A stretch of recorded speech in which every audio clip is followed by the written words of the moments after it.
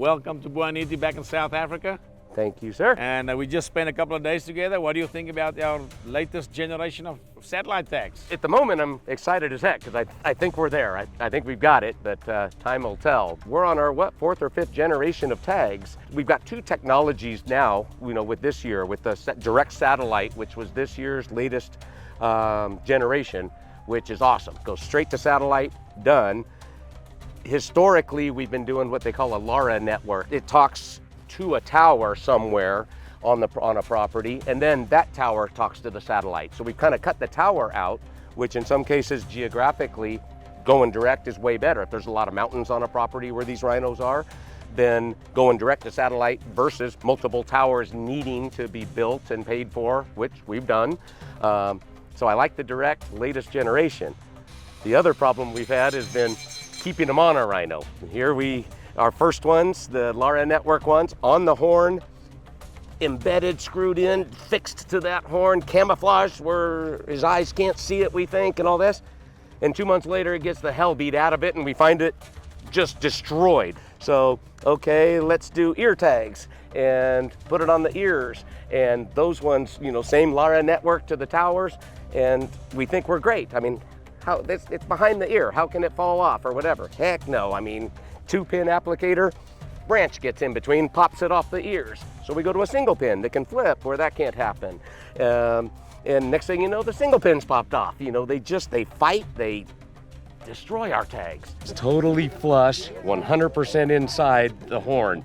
And there's no way this is not gonna be our best application ever and work perfectly.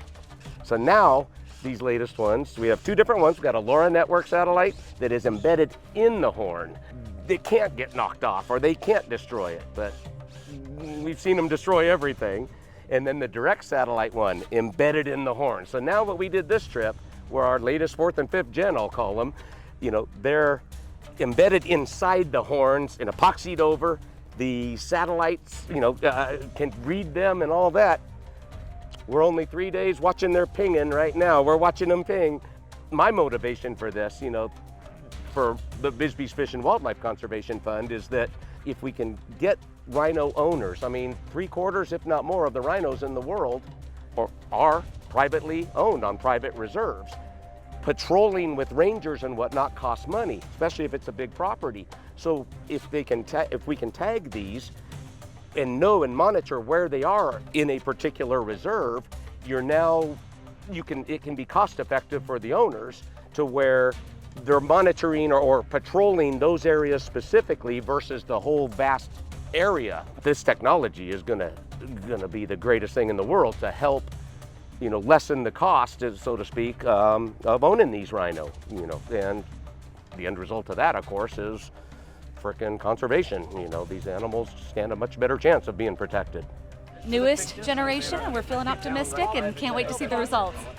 The latest ones we did, the last generation ones where they're embedded, they're gonna have a hard time breaking that tag in the horn. Yeah, overall, for the years that we've been doing this, we're in the numbers. How many black rhino, how many white rhino? We've done 9 black rhinos.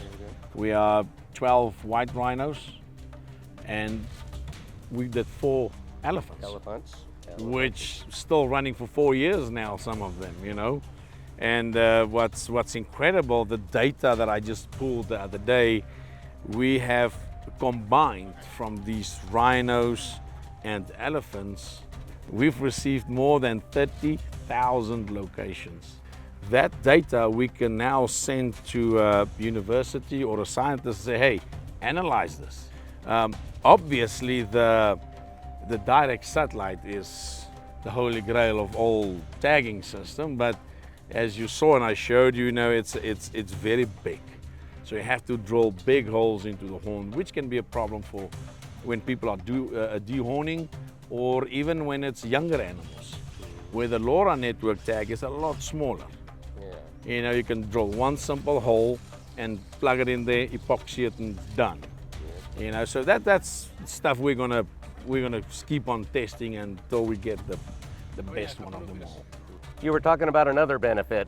Information always leaked from the ranch or the locals that's working on the rhino properties.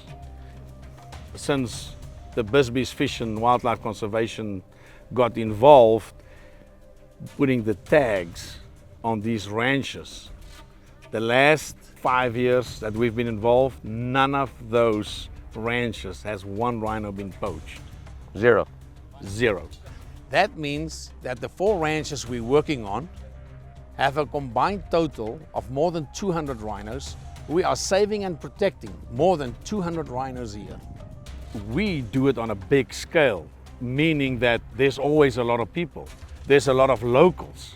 There's the ranch hands are there helping us, flipping the rhinos, cutting the trees, you know, holding the rhinos. So they see we put these monitoring tags.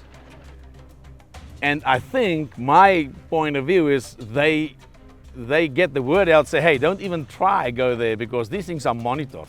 You know, that's my conclusion.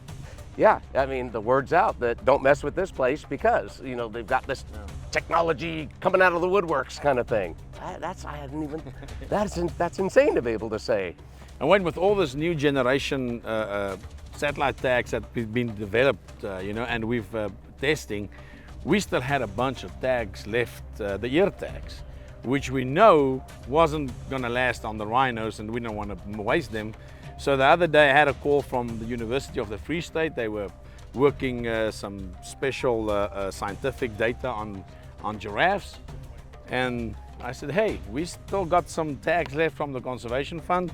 Can we tag your giraffes? They were all happy. We went there and I tagged 7 giraffes. You know, so yeah, let's see where it goes. Just keep doing it and let's hope these last tags stay on a lot longer than the others. Yes, sir. Thanks, Gerhard, for everything. Wayne, thank you.